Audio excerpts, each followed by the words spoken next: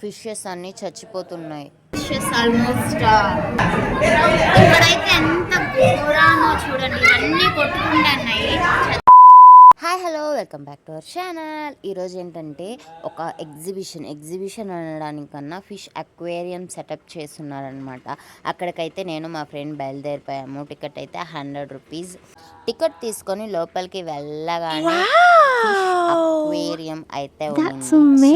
చాలా అంటే చాలా రకమైన ఫిషెస్ ఉన్నాయి.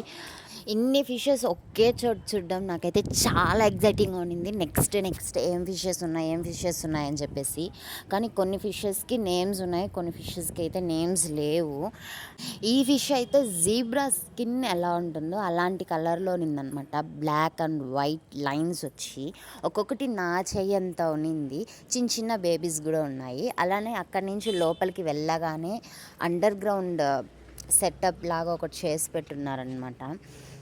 దాన్ని ఏమంటారో నాకు ఎగ్జాక్ట్గా తెలీదు. కానీ అన్నీ చిన్న ఫిషెస్ అన్నీ కలర్ వేసి పెట్టినట్టయితే ఉన్నింది. చిన్నపిల్లల్ని ఎవరైనా తీసుకెళ్తే పక్కా బాగా ఎంజాయ్ చేస్తారు. ఇన్ని ఫిషెస్ ఒకే చోటు చూడగానే చాలా ఎగ్జైట్ అవుతారు.